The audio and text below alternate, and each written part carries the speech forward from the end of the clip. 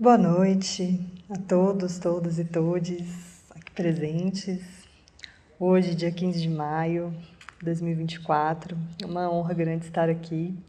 Agradeço ao pessoal do CCBB, do Programa Educativo, da equipe técnica, da Beola Produções, pessoal do estúdio 7113, acertei? Jean Peixoto e equipe.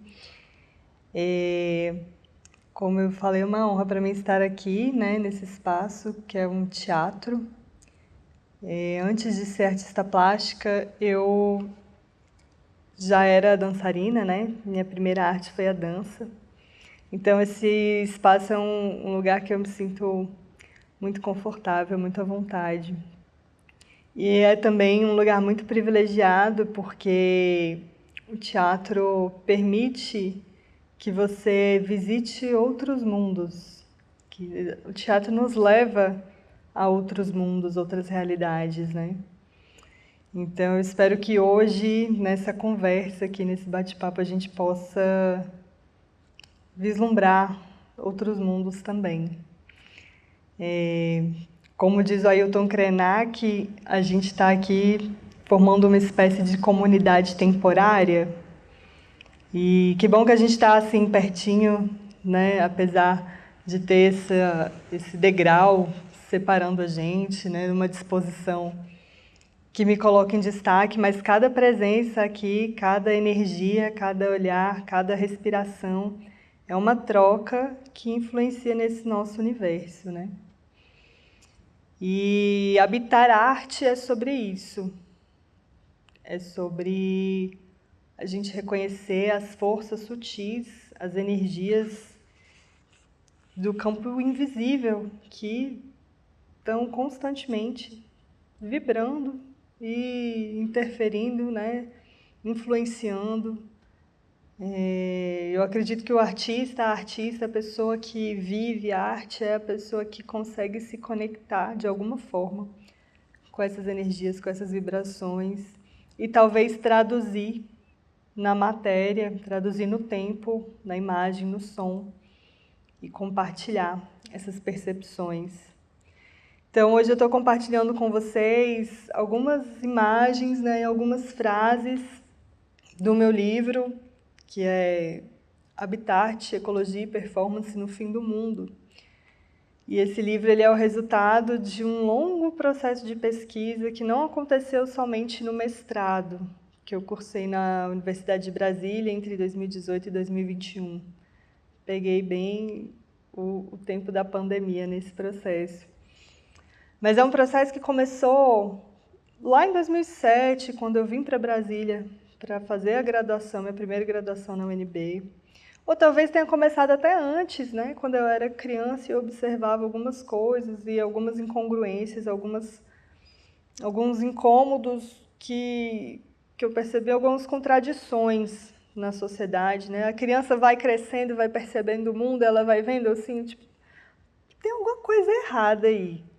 Mas os adultos, as pessoas adultas falam para ela que está tudo certo, que é isso mesmo, e ela vai engolindo e aceitando, né? E aí, às vezes, isso fica lá no nosso inconsciente. E aí, que sorte que eu tive, se é que a gente pode chamar de sorte, de poder trilhar esse caminho da arte, no qual as pesquisas, elas têm esse poder transformador. Por mais que a academia, que o ambiente acadêmico de pesquisa ele ainda tenha suas restrições, a sua rigidez, os seus rigores, na arte a gente tem meio que um aval para desconstruir, né? Para traçar outros caminhos e subverter a ordem de algumas coisas.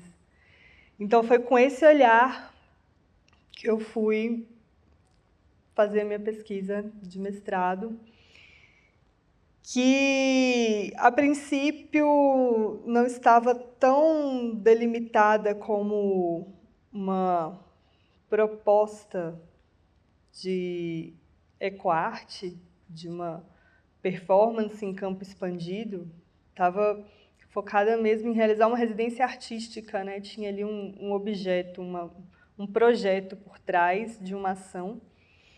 Mas, como tudo na vida, e acho que como toda pesquisa também, isso foi se desconstruindo e foram surgindo outras contaminações, outras reverberações, né? E aí esse título do livro veio depois da defesa de mestrado, quando eu recebi a proposta da editora para editar o livro, né? E aí eu falei, bom, vou ter que revisar, rever tudo que eu escrevi, ver o que faz sentido, o que não faz mais, atualizar, porque eu comecei a escrever antes de uma pandemia sobre o fim do mundo, né? E aí, quando veio a pandemia, a sensação é de que, ok, chegamos no fim do mundo, está tudo acontecendo agora. E aí, meio que agora, depois, quando começou a reabertura e as pessoas puderam novamente se encontrar, se reunir, foi meio que uma sensação pós-fim do mundo, mas talvez nem tanto, né? Porque o que a gente está vivendo, essa frase, né, que é uma citação do livro, há sinais de que a chamada civilização está em pleno declínio, já é quase um eufemismo, assim, né? Não há sinais. Está escancarado, assim, já está óbvio, né? É ululante, repetitivo, e já, digamos, até ficou meio ultrapassado já falar de fim de mundo. Diante do que, e acho que é importante, né? Honrar e a gente sofrer junto, de certa forma, com todas as destruições, com todos os desastres que a gente está vendo nesse momento, não só no Rio Grande do Sul, mas em outros países também, né? Com as guerras também, principalmente o massacre da Palestina. E no nosso Brasil também, não se pode dizer que houve algum tempo em que os mundos não estiveram sendo desconstruídos, né? Porque mundo, assim como as outras palavras que eu usei no meu título, né? Ecologia, performance, são conceitos. E dentro da ecologia, a gente pode conceituar de várias formas. Tem o conceito que vai mais para a área da biologia. Também pesquisadores da educação trouxeram o pensamento sistêmico, né, a partir da ecologia profunda, como Humberto Maturana, Fritjof Capra. Performance no campo das artes é um conceito também multivalorado, que a gente tem várias interpretações a partir de quem fala, né, de quem produz performance também. Mas eu quero falar sobre o conceito de mundo, porque a gente não discute muito, né? Meio que já está dado o que é mundo. Para a gente já sabe o que é. É isso, né? Mundo é onde a gente está. E ele é povoado, permeado por um monte de coisas, de aparelhos eletrônicos, esse espaço com holofotes, microfone, né? um mini computador, água, jarra. Todos esses aparatos tecnológicos que compõem o que a gente chama de civilização, o que a sociedade que a gente vive, né, nos fez entender e aceitar como um único modo de viver, ou um único mundo, né, como se fosse o mundo certo. Ele existe à custa de muitas outras vidas, de muitas outras formas de se viver e de ver o mundo. Então, na minha pesquisa, ela aconteceu, como eu vinha falando, meio que na vida, né? A partir dos questionamentos, das reflexões, mas principalmente das viagens. A minha família é de origem árabe e com certeza tem algum sangue cigano, porque a gente fez múltiplas mudanças ao longo da vida. Meus pais até hoje vivem nessas. Eu me aterrei aqui em Brasília, vai fazer 18 anos que eu estou aqui, gosto muito. Mas também gosto de bater asas e voar um pouco. Então, eu tive a oportunidade de, através dos eventos acadêmicos, dos trabalhos em arte e residências artísticas, ir para outros lugares que são as raízes brancas da nossa sociedade, né? Estive na Europa, fui para Praga e estive na Alemanha também. Depois fui para os Estados Unidos. Então, é a herança colonial, né, que não necessariamente que Praga tem a ver com a nossa colonização, mas a Europa, aquele ambiente, né, está permeado por essa história que a gente sofreu. E a hegemonia cultural dos Estados Unidos, né? Mas eu consegui encontrar caminhos contra-civilizatórios, digamos assim. Então, nessa residência artística que eu estive nos Estados Unidos, a gente fez um descaminhar o oeste. Saímos da costa do Pacífico até o interior do país, percorrendo ao contrário a rota de dois caras que foram os principais responsáveis pela dizimação das populações indígenas que moravam naquela região. Porque eles foram, né, abrindo esse caminho para a colonização entrar. Então, quem organiza essa residência era uma ONG, né, de pessoas indígenas que tinham justamente essa proposta de vamos refazer, vamos desfazer, né, vamos rever as nossas histórias, né, as histórias que nos contam. E aí, através do conteúdo que eu tive contato com eles lá, que trouxeram bastante bibliografia de lá, assim, que não costuma chegar para a gente aqui nos Estados Unidos, no Brasil, né? Que não é o mainstream dos Estados Unidos. Então, isso é muito interessante também, a gente pensar que a gente tem uma imagem de um país imperialista que banca o terror, né, em diversos países, mas a gente esquece que lá dentro tem gente. E lá tem gente de todos os tipos, de todas as origens, tem gente pobre também, tem gente revolucionária também, né? E eu acredito que a gente precisa se conectar também com essas pessoas que também estão sofrendo pra caramba com todo esse processo. E aí eu tive contato com o Manifesto da Descivilização, que é um grupo de Oregon, né? Um coletivo que chama Black Mountain. Então, essa região de Oregon, né, que fica acima ali da Califórnia, tem vários grupos mais alternativos, assim. A galera anarquista, né, que era uma das minhas propostas também, fazer essa pesquisa para desmistificar o anarquismo como bagunça. Eu acho muito importante dizer isso, assim, que a palavra ela foi apropriada para designar algo pejorativo, mas, na sua essência, o anarquismo é uma forma de organização que exige uma responsabilidade, uma cooperação profunda, né? E uma confiança também. Mas eu acabei não aprofundando porque eu sei que esse tema ele ainda é muito difícil. Então eu fui ali pelos caminhos das artes, né? E o Manifesto da Descivilização tem 3 pontos que conversaram muito comigo e com a minha produção artística. Eu vou ler para vocês porque eu acho que não está muito bom ali na imagem. Então, ponto 3. Acreditamos que as raízes dessas crises que vivemos estão nas histórias que contamos a nós mesmas. Queremos desafiar essas histórias que sustentam a civilização, o mito do progresso, o mito da centralidade humana e o mito da separação da natureza.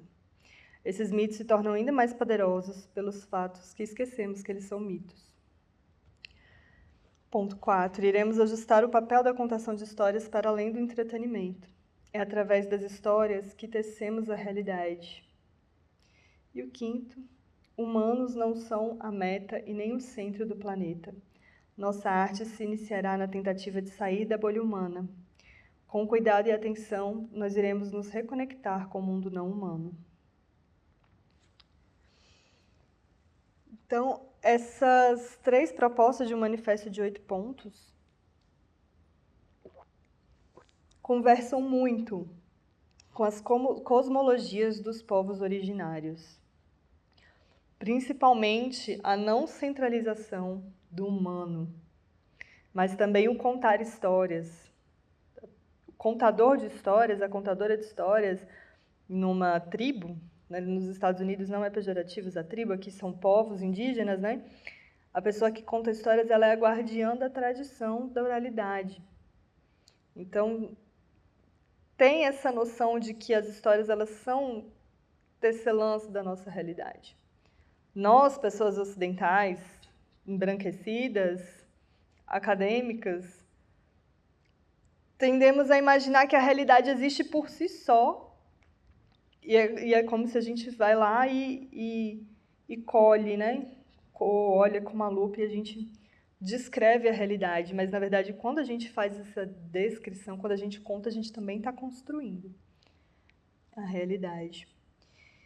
E aí, então, encontrando nessas confluências as cosmologias afrodiaspóricas, indígenas, eu encontrei uma referência, uma bibliografia básica para a minha pesquisa que não tinha como ignorar, que é o Ideias para Adiar o Fim do Mundo, do Ailton Krenak.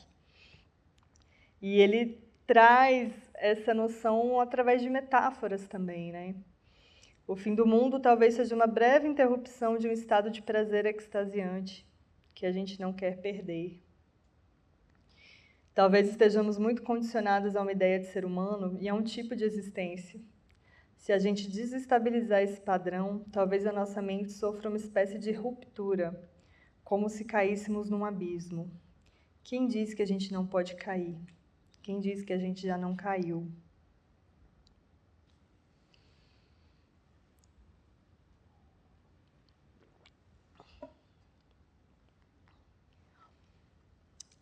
Então, pensar como essas desmobilizações do nosso cotidiano, né? Se a gente tira um elemento da nossa vida, assim,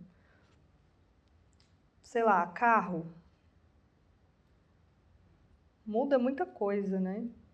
Ou alguma coisa que você usa, se você não tem mais um copo, né? Você não usa mais vidro. São exemplos assim esdrúxulos, né? Claro que não vai acontecer de repente, vou deixar de ter aquilo ali que era básico do meu dia a dia e vou ter que me readaptar. Mas são exercícios interessantes para a gente pensar como é que é viver de outra forma. E aí eu trouxe essa ilustração, né, que eu fiz justamente quando eu voltei dessa experiência, dessa residência artística, desse descaminhar, e pensando o quanto que é irônico, né, terem chamado o continente americano de Novo Mundo, e a gente estudou isso na escola, não sei se vocês estudaram, mas eu, infelizmente, passei por essa doutrinação, né, recebi espécies de conhecimentos de histórias que, na verdade, não condizem muito com a realidade. Então, pensar que a gente tem ainda, né, no nosso país, tantas cosmologias, mais de 300 povos indígenas e povos quilombolas, e o quanto que é milagroso, eu penso assim, essas cosmologias resistirem e ainda poderem traçar fios de vida para que a gente possa encontrar, seguindo esses fios, né, da meada, encontrar outros caminhos, outras formas de ser mundo. Descivilização. Eu, corpo, fui afetada pelas cosmologias indígenas e afrodiaspóricas. Contar histórias e aprender na convivência são forças que determinam o processo da escrita. Memórias do meu fio de vida entrelaçam-se com outros fios de vida que habitam arte. Então, uma coisa legal da pesquisa artística é que ela permite isso também, a gente, através da poesia, criar conhecimento, né? Da poesia e da imagem. Eu também utilizei fontes não tradicionais, né, da academia, o próprio Ailton Krenak e o Nego Bispo, que vocês vão ouvir mais dele em breve, não foram referências que me foram passadas pelos meus professores, pelas minhas professoras. Eu tive que buscar, escavar, né? Eu faço parte, né, desses 80% de humanidade que teve sua existência apartada da Terra e dos processos naturais, desde o nascimento. Isso é o Ailton Krenak falando sobre o que ele chama de engenharia da vida, que é você não poder se sujar, né, achar que a terra é suja, é você não pegar mais uma fruta do pé. Gente, eu cortei um abacate pela primeira vez na minha vida com 18 anos. Isso é muito grave. E tem criança que acha que o leite vem da caixinha, vocês já ouviram essas histórias? Então, existe uma dissociação mesmo da vida como a gente está vivendo, como humanidade, do que é o planeta Terra. E aí essa imagem, eu acho que ela é bem marcante, né? São duas imagens. A dos guarda-chuvas é uma performance que eu participei com a companhia de Status Quo em 2009, aqui em Brasília. E a outra é uma performance do artista Simon Starling. É um artista suíço. Ele tem uma série de performances que discutem essa questão do meio ambiente, né? E essa é uma metáfora, chama Autoxilocicloboros.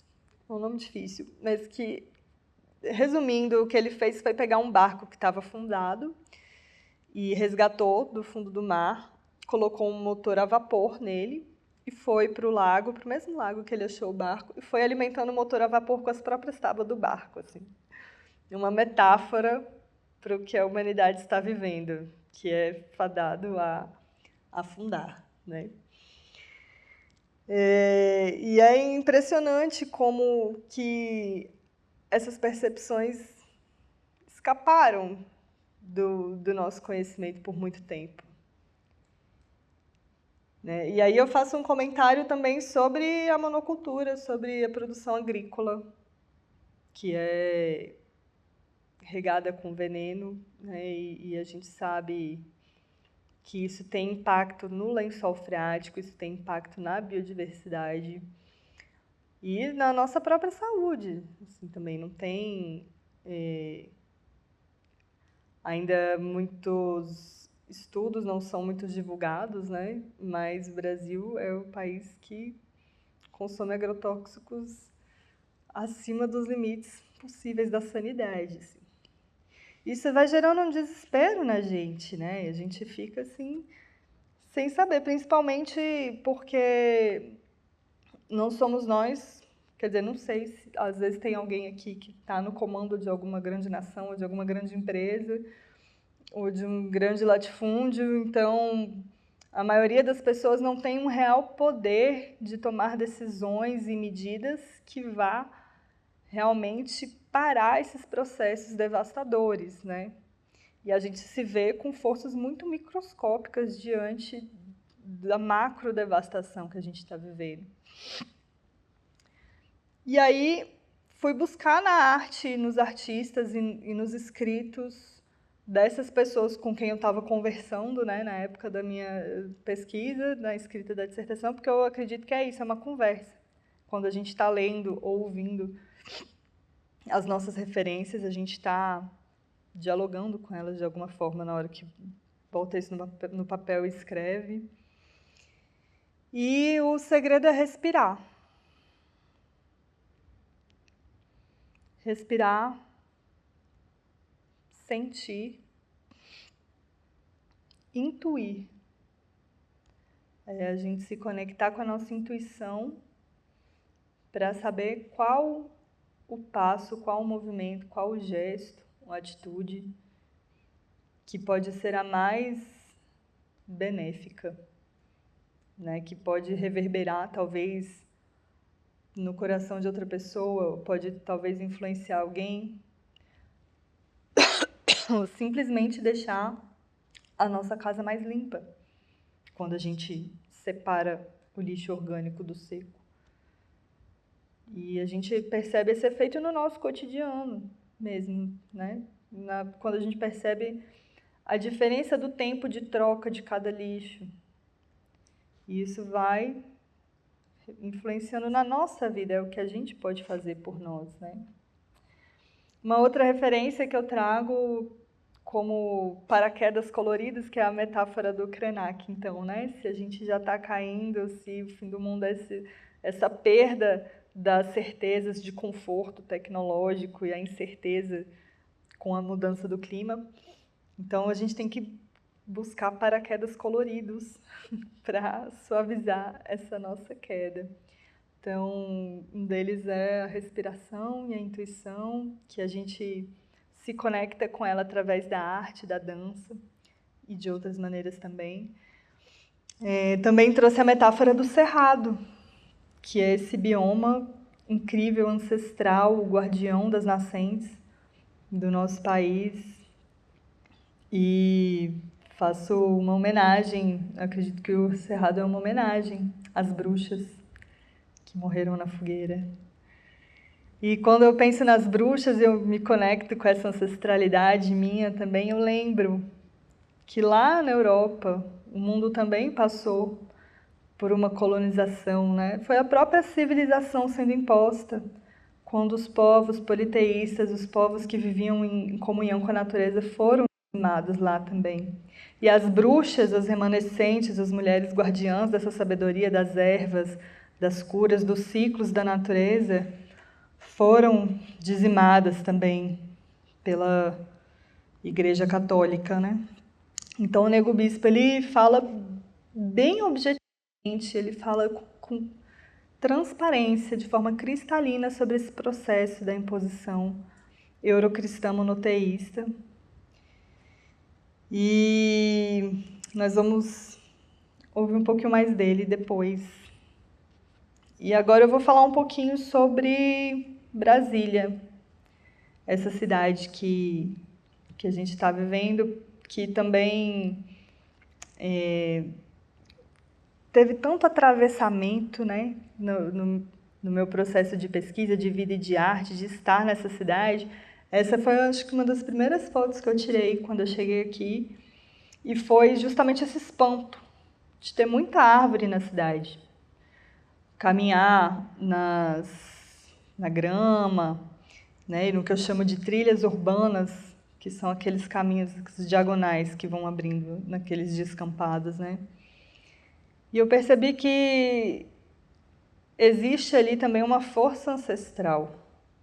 Percebi isso com a ajuda da minha amiga Maria das Lembranças, que é um ser brincante, é uma encantada da Luciana Meirelles, que é uma artista aqui de Brasília também, e ela que me trouxe, foi uma das pessoas que trouxe essa memória, essa ancestralidade indígena de Brasília, né?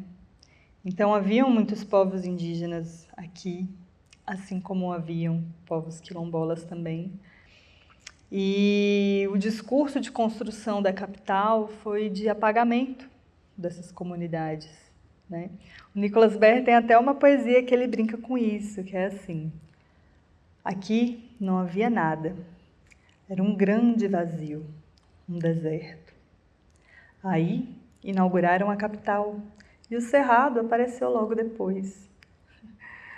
Então essa visibilidade, né, para o Cerrado, para o bioma e suas culturas, é uma coisa muito recente, que veio depois da década de 70, com ativistas como Ari Para-Raios, do Esquadrão da Vida, que inclusive o Dia do Cerrado, gente, 11 de setembro, é instituído em homenagem a ele, né? 11 de setembro era a data de nascimento dele.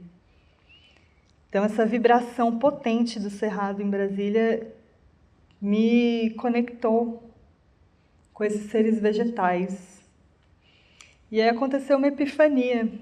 Em 2008, eu estava sentada numa mangueira, numa árvore, e era uma tarde, assim, de um dia qualquer, e eu, como eu falei, né, era já da dança, sempre dancei, e estava em processo criativo com a Luciana Lara, no espetáculo Cidade em Plano, também fazia parte do Alaia nessa época.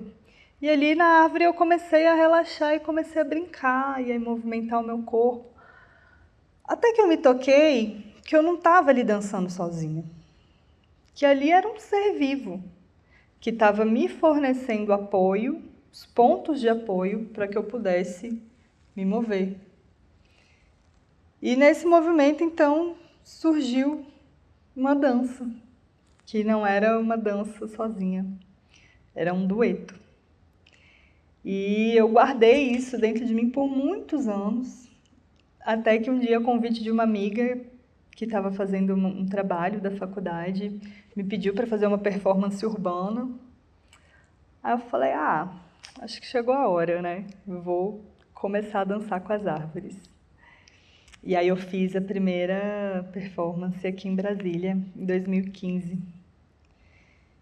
E depois repeti ela em vários e vários lugares do Brasil e do mundo também, das cidades que eu viajei, né? Nas residências. E é uma conexão muito interessante, é uma obra de vida, que eu gosto de chamar, né? Tem alguns artistas que já desconstruíram esse lugar de obra de arte. Eu cito o Alan Capro, também cito o coletivo Other Spaces, que é da Islândia. E eu sintonizo com essas pessoas, assim, eu acho que a arte para mim é mais um viver do que necessariamente gerar coisas, né? Nessa repetição, nessa reprodução do paradigma industrial capitalista que exige uma produção contínua de coisas para sustentar o que a gente chama de civilização.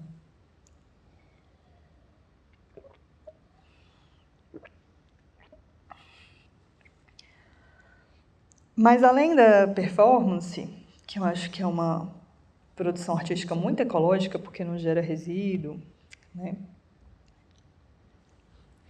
E também não só pelo fato da conexão com a natureza, né?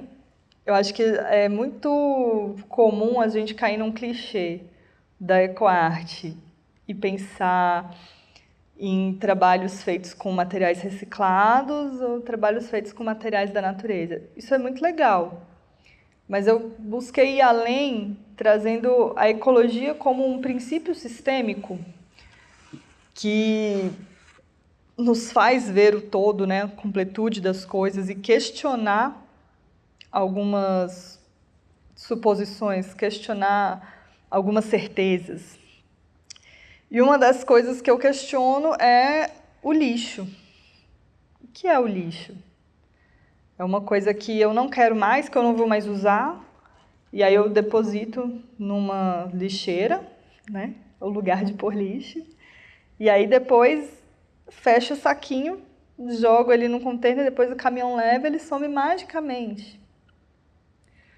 Só que não, né? Ele continua existindo. Então eu comecei a ver o lixo como esse material desorganizado. Comecei a trabalhar com isso, inclusive lá no início da graduação, quando eu morava na casa do estudante da Universidade de Brasília.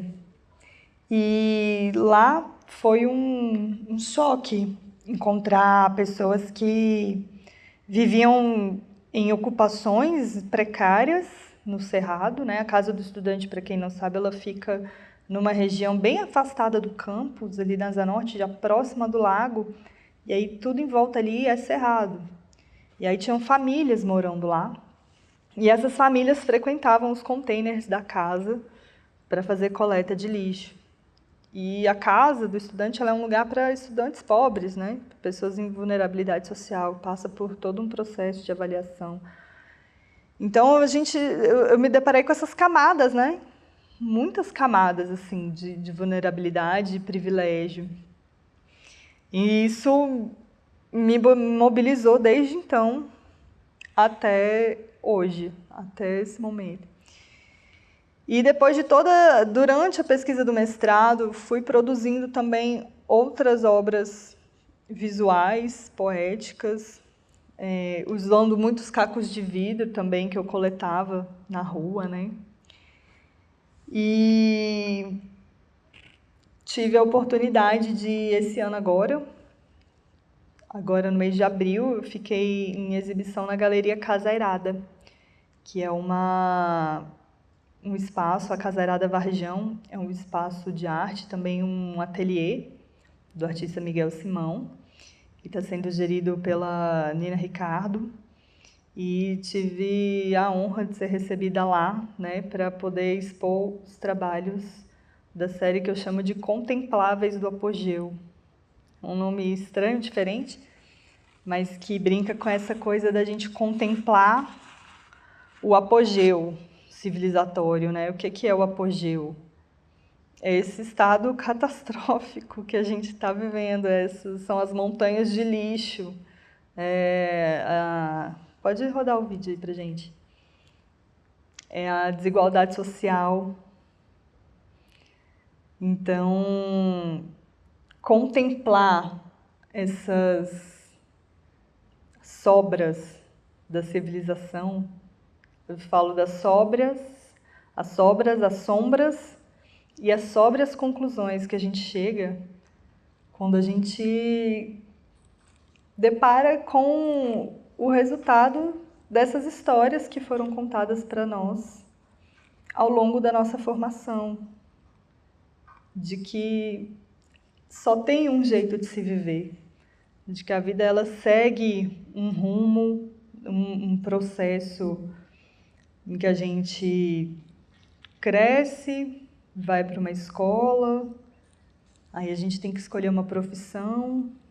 Nessa profissão você vai prestar algum serviço para a sociedade, aí você vai receber um salário, aí você vai comprar coisas, depois vai comprar mais coisas, aí as coisas que você não quer mais você vai jogar fora para comprar mais coisas. E a nossa sociedade se baseia no consumo, né? Tem um videozinho muito interessante, que é de 2007, se não me engano, que é A História das Coisas.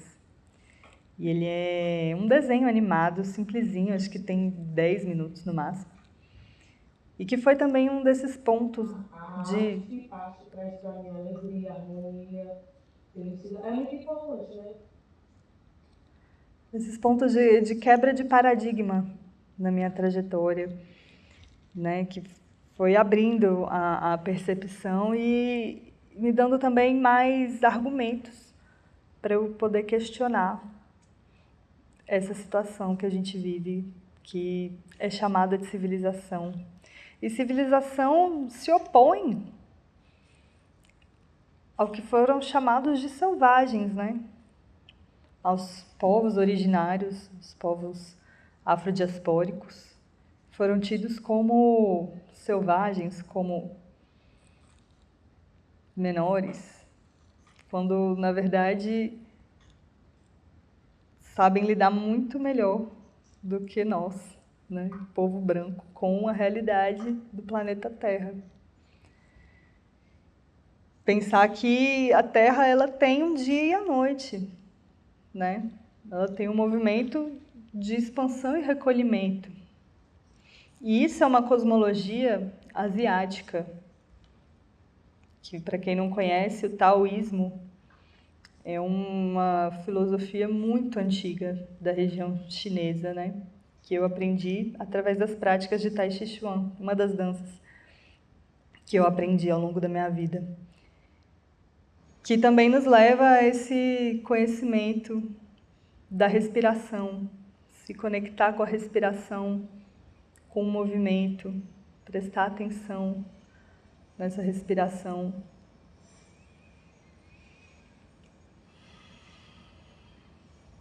É perceber que tem o dentro e tem o fora.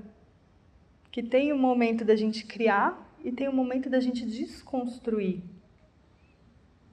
Por que a gente não aprende essas desconstruções? Por que a gente não aprende sobre o processo de descarte, de coleta seletiva, de reciclagem? Quem faz esse serviço? Essas imagens elas foram feitas na central de triagem da SLU, que fica na Vila Telebrasília. E elas convidam para essa contemplação, mas também para esse preenchimento do espaço com esses sons, essas vozes. E essas vozes que emergem do vídeo, né, interrompendo a minha fala, são das mulheres que trabalham diretamente com esse cotidiano, com esse dia a dia, com os restos. E a maioria, tem muitas pessoas que estão desde o começo, né? Então vai e vem, volta, sai, volta, de novo no sistema desse.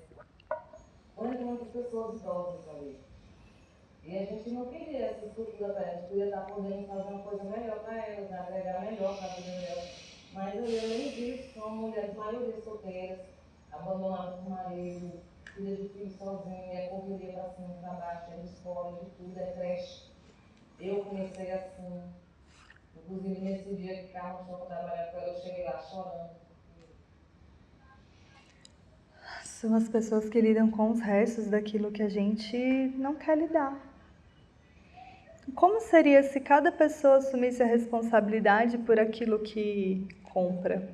Tipo um pequeno príncipe, você se torna eternamente responsável por aquilo que cativa.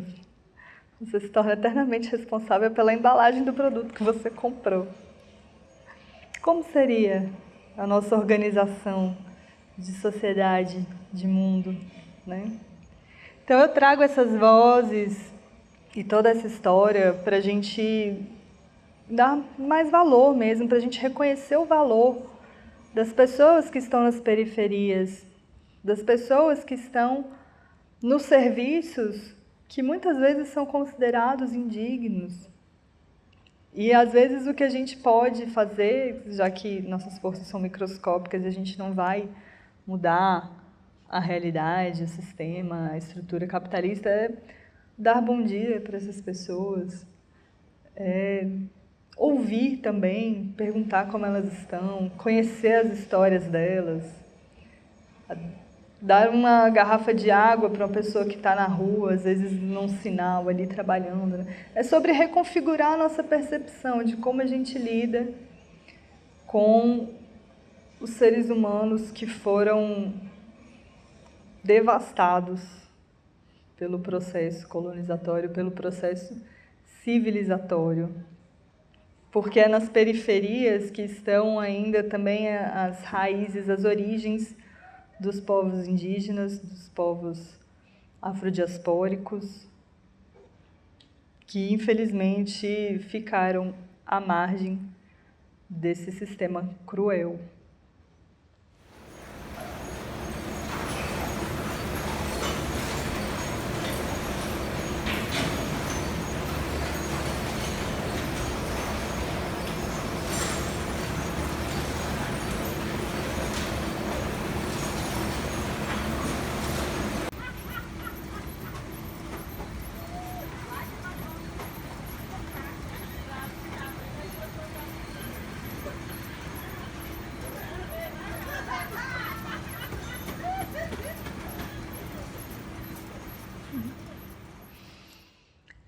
Então essa foi a Sheila, e antes vocês viram a Bruna, também conhecida como Bila.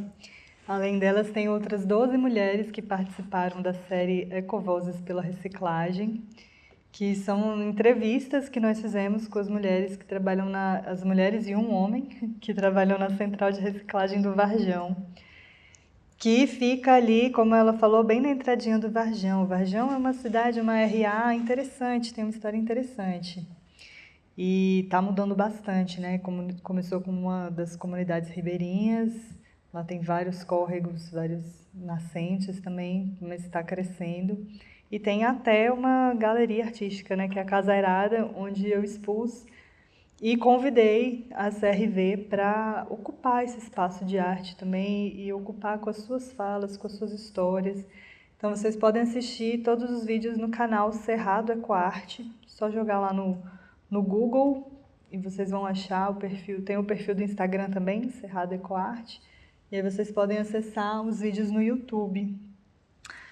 Tem mais um vídeo que eu gostaria de compartilhar com vocês, do Antônio Bispo dos Santos, também conhecido como Nego Bispo. Não sei como é que a gente está de tempo, dá tempo de passar mais um videozinho? Então, será que teria como até diminuir um pouquinho a luz aqui do palco para ficar mais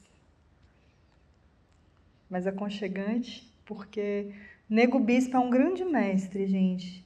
Infelizmente ele já se encantou, e eu digo infelizmente porque eu tinha o sonho de conhecê-lo pessoalmente nessa vida, agora só na outra, que eu vou conseguir. Mas é essa presença, essa força que inspira, que continua inspirando, vai continuar inspirando a gente por muitos séculos. Então vamos ouvi-lo.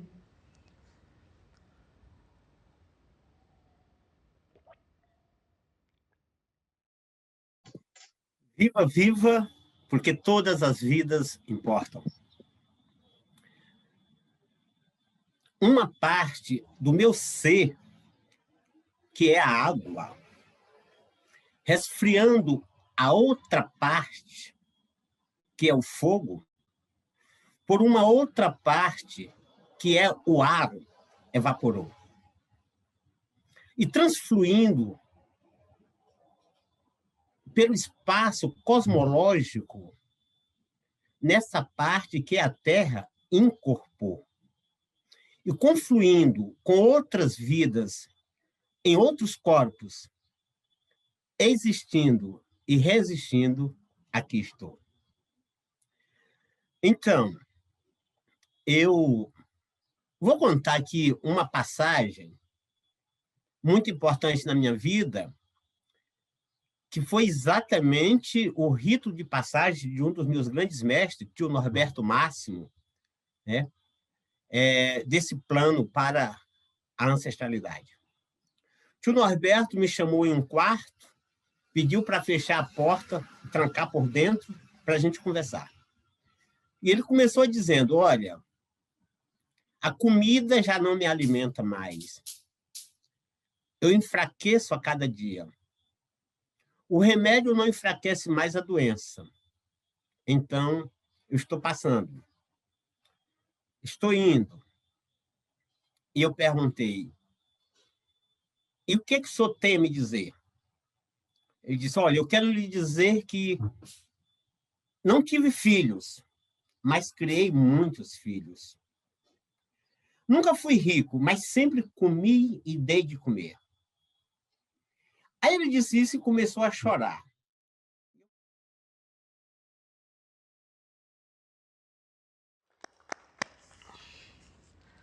Uma alma de grandíssima envergadura. Então é isso, gente. Alguém tem alguma pergunta?